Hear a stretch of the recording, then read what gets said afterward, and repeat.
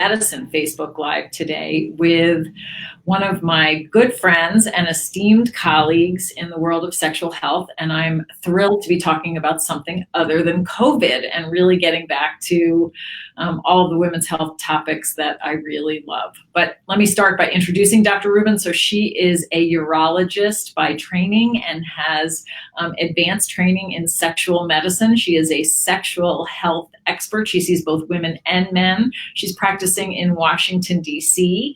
I'm also honored that she's part of the Ms.Medicine provider executive group. And so we are thrilled to have you, Dr. Rubin, to kind of talk about how sexual medicine's been going during COVID, how you've been managing that. And then there's a bunch of questions that we've already had submitted that we'll go through. Thank you so much. This is my first adventure into Facebook Live. I've never done this before, so. Welcome. So this is one of the gifts that COVID has given me, is Facebook Live. It is amazing. There is all these people who usually don't have time to do some of these things, and you're seeing so much more engagement, these virtual grand rounds, these other education platforms. I was retweeted by Zach Braff this week, so wow, that was my exciting adventure. So he's getting into sexual medicine, it looks like. So how's the practice in DC been with COVID, and how have you been doing? You've been doing a lot of telemedicine? So I've been doing exclusively telemedicine, which surprisingly goes very well. So much of what I do in sexual medicine is taking the idea that a 10-minute doctor visit is not enough to address your sexual health and expanding on that. Sexual health is complicated. I have to understand you in the context of your life, your relationships, your history, your future goals, right? So what you see as success in your sexual life is going to be totally different than what my next patient is going to see as success. And so taking the time, and our visits are really an hour initially, to really expand and understand your whole story. And then building, I work really hard to build people teams and figure out, okay, what expert do they need to go to? So for example, I have patients who I'm always referring to Ms.Medicine providers to say, you need a primary care doctor who focuses on women's health, or you need to go see this pain management doctor to do X, Y, and Z. Just today alone, I've talked to pain management, oncology, primary care, and if I were seeing 50 patients a day in 10-minute visits, I wouldn't have time to coordinate that kind of care. Well, great. Well, you are a huge advocate for women and women's sexual health, and you and I both know from our practices that this is an area that's really neglected, and that sexual health is a really important aspect of overall health. So I know what you're doing is tremendously valuable and really, really important. So I celebrate you. So a bunch of questions, if that's okay. Tell the audience why there aren't more clinicians doing sexual medicine. And you mentioned the time constraints, but I wonder if you can speak a little bit to other barriers to providing adequate sexual health care that we both face. So maybe I'll turn the question around to you, Dr. Larkin. What do you remember learning about sexual medicine in your medical school? So absolutely nothing. I can remember learning about contraception. I can remember learning about sexually transmitted infections. And that was really the extent of really sexual medicine. And that's not really sexual medicine or sexual, it's certainly, maybe we got a little bit of men's sexual and health and anatomy, a little, but I can tell you we got none. Not much. And you certainly didn't get much, and you certainly don't remember it if you did get any significant amount. So this idea that doctors learn everything in med school and we retain it is ridiculous, right? This idea that a GYN should be an expert in everything that has to do with women's health, and they should know everything there is to know about making babies, having babies, taking care of babies, and then every cancer, every vaginal discharge, it's unfair. Right? There's no way one healthcare provider can be in charge of women, period. And you and I have talked about this at length. You're a primary care doctor. I'm a urologist, and we have our own expertise in women's and men's sexual health, or just health in general. And our voice, our training is just as important and provides really extra to what maybe you would get at a general gynecologist's office. So I think it has to do with, what are you interested in? What do you want to learn about? You made a choice to get interested in sexual medicine medicine. I made a choice to do fellowship in sexual medicine because to me, these problems were interesting and easy to talk about and fun to talk about, and no one else wanted to do it, right? Do what nobody else wants to do and you'll be successful. And it's true, right? Talk about things other people aren't comfortable talking about. Most people who have sex don't talk about it even to their partners who they are having sex with.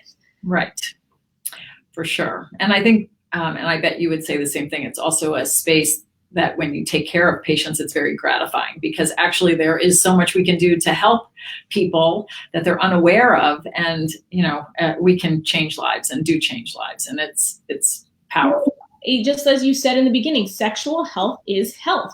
Why do we care about breast cancer risk factors? Why do I care about, making COVID not a big thing? It's because we want to be living longer for good quality of life. So what kind of life do you want to live? What do you want your relationships to look like? What do you want intimacy to look like? And it comes down to pleasure.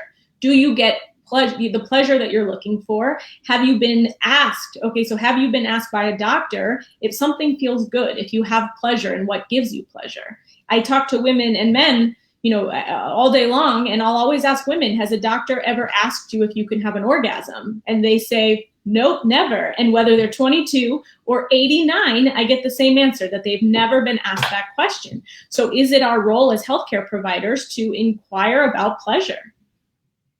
So, right. So you and I have the answer for that. But I think, as you mentioned, it's time constraints, it's lack of training, it's lack of comfort in discussing sexual issues with patients, and patients' discomfort as well. So there's all these barriers to actually impacting sexual health. And I think people struggle. And one of the questions that came in is, how do I bring this up with my doctor? And should I bring it up with my primary care doctor or, my gynecologist? Or how do I decide if I'm a patient who's having a problem on who I should talk to about it? Because I'm afraid that, I'll get brushed off. And that is a challenge. And it's a challenge whether you live in Washington, D.C. or Cincinnati. Research shows that providers don't bring it up, right? Doctors will do anything to not talk about sex. And in 10 minutes, it's pretty easy to not talk about sexual health. And the other side of it, patients don't bring it up because they think that you don't want to hear about their sexual health, which turns out is true. You don't want to hear about their sexual health. So it's incredibly challenging. I know when I personally went to my 6-week postpartum visit, what was told to me made steam come out of my ears to the point where I called my husband and said, I'm going to be in business for a long time. We have a long way to go, because even when the doctor knew what I did for a living, still couldn't talk about it with me. And so it's such a challenge. And what I would say is patients must advocate for themselves. They must find providers who are interested in this. They must find people on the NAMS website, the ISWISH website, which we can talk about what that is, but the International Society for Women's Sexual Health. You can find a provider in your area, or really advocate for yourself out through telemedicine to find people who care about these issues. So that's great. And I think, that's my message to women too, which is advocate, advocate, advocate for yourself. Because again, a physician that you're seeing might not be comfortable with this subject or any of your issues, and you have to advocate for yourself to get to the right person. One thing I say is finding a physician, they don't have to know everything, but they have to be able to say, I may not be the best person to see, but you need to go see Dr. So-and-so down the street because they really care about these issues. And I find that I get referrals from wonderful OBGYNs or urologists or primary care doctors who say, hey, this is not my expertise, but Rubin cares about this stuff. She really cares about this stuff. And they're great doctors for doing that for their patients. You don't have to know all the answers. That's great.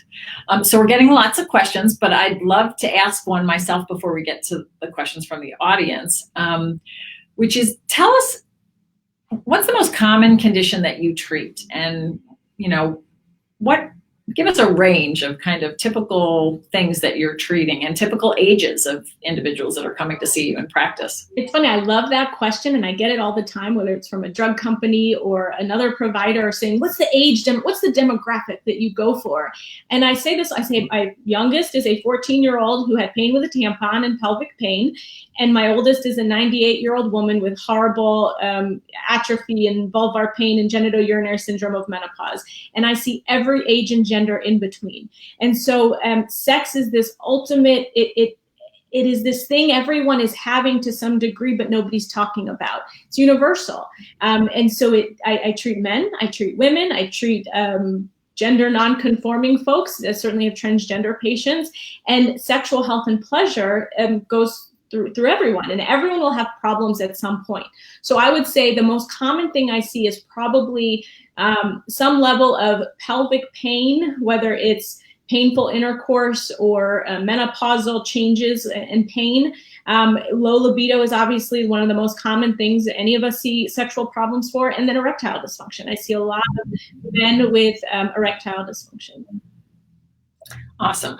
All right, so let's talk about some of these questions then. So is low libido normal in premenopausal women? And what about postmenopausal women? Oh, it's such a great question. Libido is a delicious topic to talk about. The reason why it is so fun to talk about is, like all things in medicine, it's so nuanced. It's not black and white. There is no, it's so complex and wonderful to work within a multidisciplinary team. If you have low libido, is the most common sexual dysfunction for women that we find when you ask women about their sexual health. Probably 46% of women, more than 40% of women complain of low libido. But when you ask women if they're bothered by their low libido, it's something like 10%. Right? So you have a lot of women who have low desire, but they don't care. They're not bothered by it. So it's not a medical problem. It is nothing I have to treat. And I really hope you never come to my office and say, I have low libido, but my partner really wants me to have a high libido, so fix me. That's really hard to fix. You have to want to improve upon your libido. Libido is, of course, so much inside your brain of, if you need dopamine, you need norepinephrine, you need excitement, you need desire, you need chemicals in your brain to get you interested. But you also need a supportive, loving partner. You need low stress. You need a good vibrator. You need, you need so many things that go into low libido. That doesn't mean it's not biological, right? Menopause, when you have no testosterone in your body, if is going to give you a low libido. And coming in from a urologist perspective, I see men and women with low libido. So if you take away a man's testosterone, or he has very low testosterone, he's also going to have low libido. So we see libido problems in premenopausal women as well as postmenopausal women. And there's lots of reasons behind it, and we actually have a lot we can do to help you. Can you tell us about some of the things that you treat pre and postmenopausal women for low desire? We're happy to. I actually had a wonderful patient follow-up from telemedicine that I did recently, and she had horrible pain with sex after she had babies. She had twins, she had terrible pain with sex, and she came to me for painful sex and low libido. And she said, I think my libido is low because it hurts so much. How often do you put your hand on a hot stove? You never do, right? You never put your hand on a hot stove. So if sex is painful, you're going to probably have a low libido. So we treated her for her painful intercourse with a local hormone gel to help with her hormone changes in her vulva. And she called me today and we did a telephone visit. And she said, I have no more pain. Pain is completely gone. I cried happy tears because all the pain was totally gone, but my libido is still low.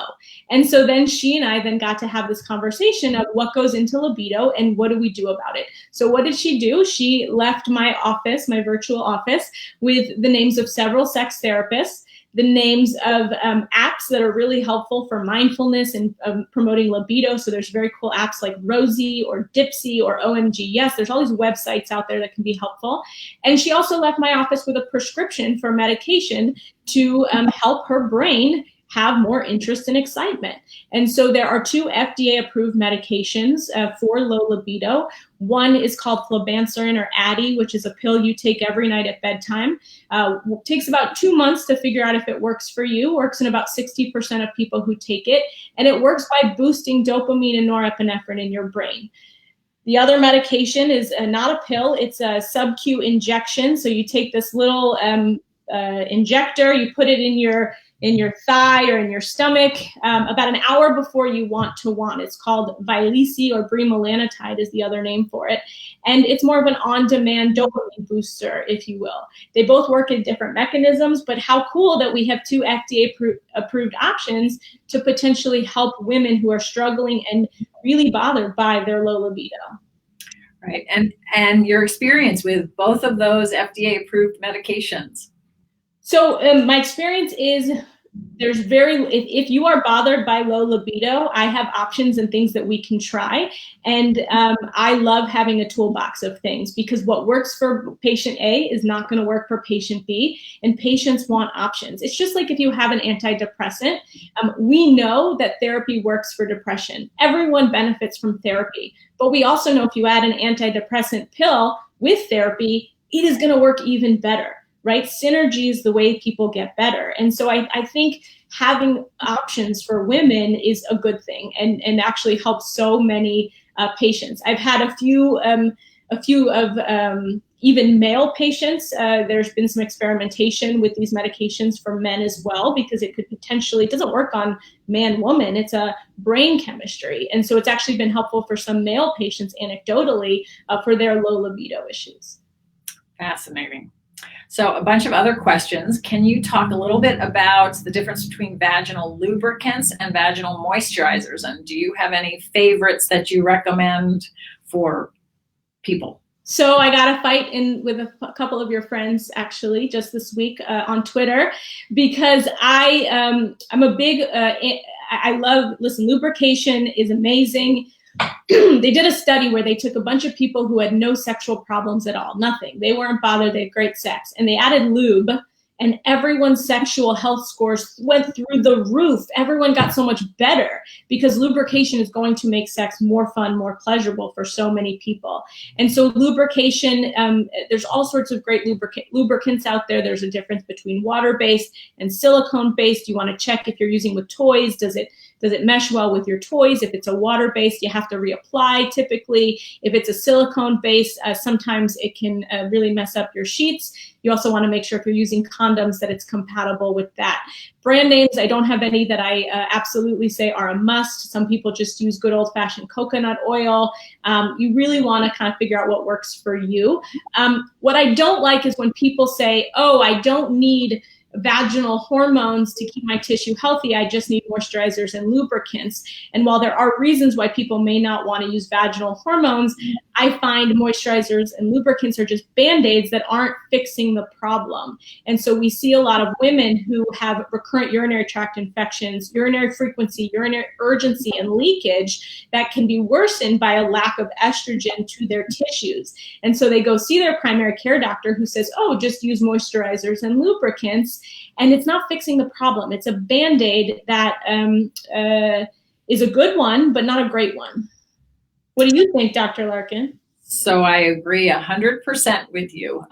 So yes, moisturizers and lubricants can be helpful in very mild situations, but they're not treating the underlying problem. And really, there's great options for local therapies to treat genitourinary syndrome of menopause, and I use them all the time, all of them. So, which is so great, and you are one of the few primary care doctors who will even do pelvic exams and sort of look down there to see the menopausal changes and what can happen to tissue when it doesn't have the hormones that they need. But I use the example of when you take pyridium or azo when you have a urinary tract infection, it helps the symptom. But if you're going to get sepsis, it's not going to help with sepsis. It's going to help, help the burning go away. So it's really important that we treat the underlying problem and not just put a Band-Aid on it.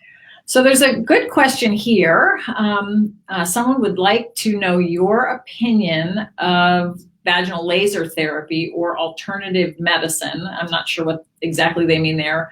whatever can be done if the pain is congenital and very severe, but one doesn't have access to surgery?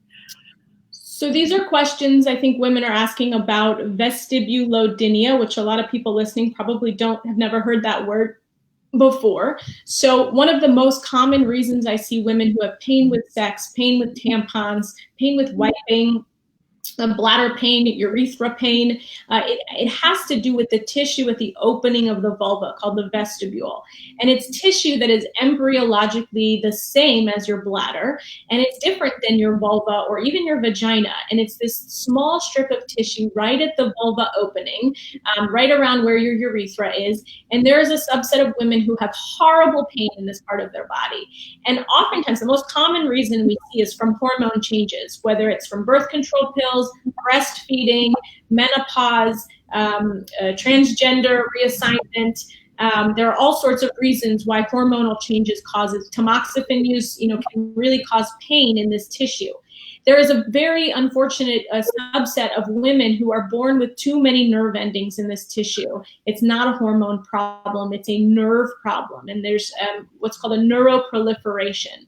And classically, these patients do best when you remove the tissue, excise the tissue with a surgery called vestibulectomy surgery. Now, the surgery should only be used in a very subset, limited number of patients who have this condition and who have failed all conservative treatments. The problem is we haven't found a home run therapy that is not surgery for this patient population. There is some data around the use of a topical cream called capsaicin, which is almost like applying hot chili peppers to the tissue, which is a draconian, horrible, although I know providers who have really good success with it. There aren't great treatment options that have really worked for this population. So anecdotally, there are some people who have tried using lasers with it. I haven't seen any large data sets that really give me hope that this is this answer we're looking for, but we continue to look for answers to treat this patient population. Another question is, how can I prevent urinary tract infections? This is where your urologist. I love this one. So also, again, really, if you're postmenopausal and you have recurrent urinary tract infections, there is a level B evidence in the American Urologic Association guidelines that you need to be on local vaginal hormone therapy with estrogen. There is some data that I'll be presenting in our upcoming meeting that vaginal DHEA does also probably prevents recurrent urinary tract infections, which is very exciting. But the tissue needs hormones in order to be acidic and healthy and prevent bacteria from growing through the urethra. So that's probably my number one recommendation, a thing that no woman is doing, right? We know that less than 6% of women who need this therapy are on it. So that is my mission in this world, is to change that.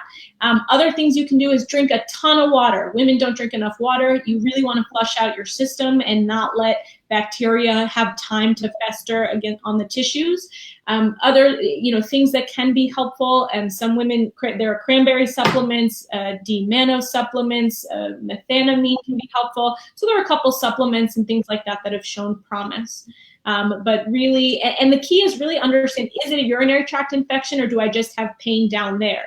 Because if you get a UTI when you have sex, and the cultures are always negative, it's not a UTI, it's irritation to your tissue from your tissue that's raw and irritated, likely from a hormonal imbalance. And just in follow-up to that question, because I see this all the time, and we know that women and men are fearful of estrogen. And when I say men, I mean the partners of women, right? There's all this negative press about estrogen. What do you say to your patients when you're putting on local estrogen therapy to the vagina or to the vestibule, and to your patients who are having recurrent urinary tract infections when they express concern about using local estrogen? How do you advise them? It's all about education, and each patient is going to require a different amount of education. And certainly patients, some patients are more fearful than others, but there is no data that shows vaginal estrogen is harmful in any way. None. I want someone to show me that data that shows it's scary in any way. There's zero data. And so we actually have a lot of data that shows it does not increase your risk of breast cancer, cardiovascular disease, dementia, blood clots, and all the scary things that it says on the box. In fact, we have data that shows that it reduces urinary tract infections. We have data that shows it decreases painful intercourse and vaginal dryness. It decreases urinary frequency and urgency. So I have all this positive data, and I have blood level data that shows that there is no increase in estrogen levels in your entire body. And you and I can argue or talk about for days whether or not that would be a good thing also. But if you're talking about local therapy just to treat locally, there is no problem. There's no controversy. It's just that people have it in their brain that the word estrogen is bad and hormone is bad. What I like to say to people is saying, do you think condoms and birth control pills have the same side effects? No, of course not. Of course, but Dr. Larkin, they're both contraception. So condoms and birth control pills must have the exact same risk profile. The word contraception is one thing. So the word hormone is not all the same thing. Hormone is such a nuanced word.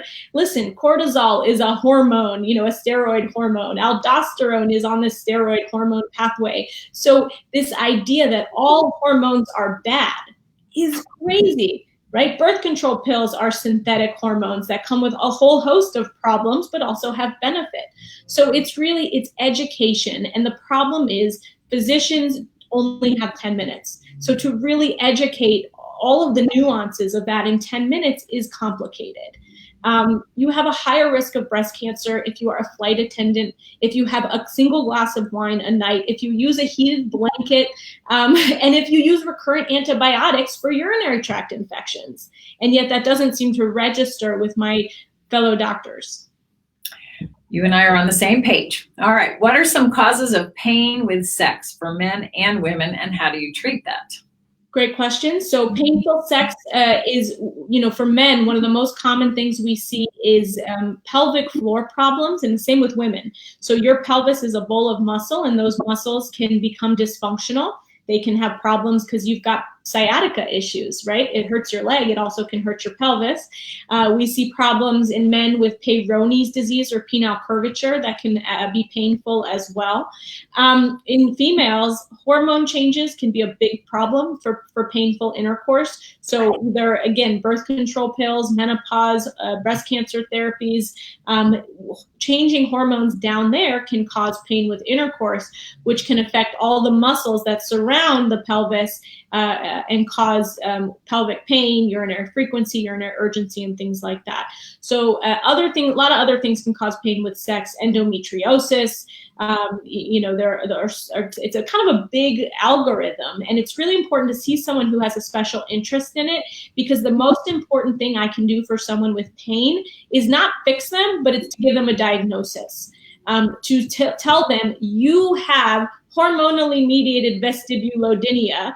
When you leave my office, you cry happy tears, not because it's gone, but because you have a name for something that has been causing many problems in your life. And so that, I think, is finding someone who can give you a diagnosis or help you find a diagnosis is really, really important.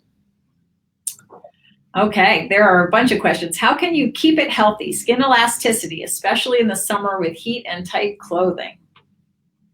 Healthy down there, I assume, because I was going to say skin issues up here. That's not my specialty. Keeping it healthy. There's so much snake oil on the market. There are so many people who are telling you need to steam this and put a jade egg there, and your vagina is not perfect and beautiful the way that it is. It breaks my heart when I see young women who think their labia are awful or need surgery in some way, because a healthy hormonal vulva is one that is pink, that has large labia, that lubricates, that has discharge. Those are like good things. And so we do a bad job of sexual education in this world. Keeping the vagina is a self-cleaning oven. So if there's anything you're worried about, a discharge, a smell, a look, go see someone and take out a mirror, take a look at what the tissue looks like, because it's going to change from when you are before puberty to puberty and then after menopause. The tissue actually changes, and if you never look, you miss kind of all the things that can happen. So I would just put a plug in there too. One of the most helpful things for women that I see in practice is getting out a mirror when they're up in stirrups and literally showing them their own anatomy and what things look at, and identifying with a Q-tip where they're actually having the pain.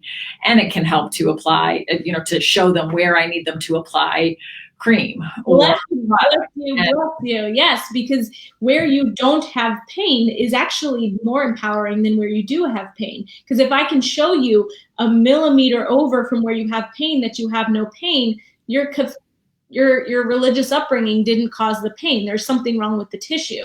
And giving a woman that power to say, oh, you don't have pain everywhere. You have pain in the vestibule, or you have pain just in this pelvic floor region. It gives people power to say, oh, this isn't in my head.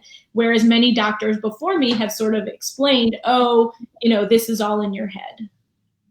So there's a nice one here for you, Dr. Rubin. Is there any chance that Dr. Rubin can perform surgery in Europe someday, or train someone who will? So there you go. Someone's looking for you to come to Europe, and I don't know where in Europe right now, but I know Europe's struggling with COVID like we are. Send me an email. Again, there are a lot of ISWISH providers from Europe who do come in. So yeah, we need to try to find a network of people. We do courses that we're training people on how to do these surgeries, because just because someone says they do a vestibulectomy actually doesn't mean they do a thorough job. And even some of the textbooks are wrong in how they describe it. So we are working really hard to try to train more doctors in proper surgical techniques. Are there any long-term risks of using numbing creams with lidocaine or xylocaine? So I haven't seen any data on long-term risks. What I will say is lidocaine is a Band-Aid, right? Same as my moisturizer lubricants. If you have pain with sex and lidocaine helps, that's great. But when that lidocaine wears off, you're going to hurt. It's going to burn. It's going to sting. And so really working with a sexual medicine provider and saying, can we fix the underlying problem so that you don't need the lidocaine anymore? That would be my preference. That being said, I don't know of any very long-term side effects. What are your top 3 conservative treatments for bladder or rectal prolapse? Ooh, good one. Physical therapy, physical therapy, physical therapy, and physical therapy. Also, pessaries can be helpful if you don't want a surgical option. It depends on how bad the prolapse is. I am not a prolapse surgeon. My best friend is, and I'm happy to send people in DC to her. But the key is, if it isn't the prolapse that is bothering you, or is it the lack of hormone to the tissue that's bothering you? And are the muscles weak because they don't have the right hormones and they don't have the right support? And so when you have a knee replacement, you go to physical therapy before and after. It's an automatic given. When you have a baby, you have a bowling ball come out of your vagina or out of your abdomen, and yet physical therapy is not promoted, right? This idea that you don't need rehabilitation of your ligaments and your muscles afterwards is pure insanity. And so pelvic floor physical therapists, and I saw you guys had one do a video on your Facebook page, Dr. Larkin, which was amazing. Pelvic floor physical therapists are my equal team members in every way. Everything I do includes adding in that physical therapy component. So you mentioned something that I want to go back to. You mentioned things that are on the market that don't have great evidence and may potentially be harmful in the sexual medicine space, right? There's a lot of things being promoted, products, procedures, injections. You mentioned the vaginal steaming and the jade eggs. Do you have like some guidance for people who are listening about just how they can be smart consumers and what things they should be careful of? So it's such a complicated world we live in, right? In terms of what is being peddled to us, promoted to us. Do we want this because Facebook has advertised it to me, a million times, or do I actually want those pair of shoes that they're telling me to get? The key is look for reputable sources, look for evidence, look for any kind of research or reputable providers talking about it. And sometimes it's such a hard thing because we have to move this field forward. We have to look for new technologies, new medications, new avenues for sexual health, because I have a lot more options for my male patients than I do my female patients. But we also have to, and this is what I love about you so much, Dr. Larkin, we have to look at the evidence, and we have to hold people to a high standard of saying, well, what is the study that we're going to do? How do we get more evidence? And one thing we're involved with is we do a lot of clinical trials that we help companies to research more. And so if you have a laser that you want to use, great, we can try it, but let's do a double-blind placebo-controlled trial where we say half the people get the therapy, half the people get the sham, and let's look at the actual data. And you know what? Some therapies will end up being good and some therapies will end up being bad, but if you always say we went for the evidence and the data, you won't be wrong. Right. And I would make a pitch just for anyone that's listening again, to make sure that you are being seen by someone who's actually trained, knowledgeable in sexual medicine, and, be a thoughtful consumer, because I certainly see in practice here locally, and, we see it nationally. I know you and I do. A lot of things can be promoted, just as you said, on Facebook with very sleek advertising, and there really isn't data to back it up. And from my standpoint, if you want to buy that new pair of shoes that Facebook is advertising for you, that's great. It's not harmful, but where there starts to be a line and where I have real concern is on procedures and things that people are spending a lot of money on that actually might worsen the problem, never mind not be effective or have complications. So just it's consumer beware in this space, because there's a lot of things going on.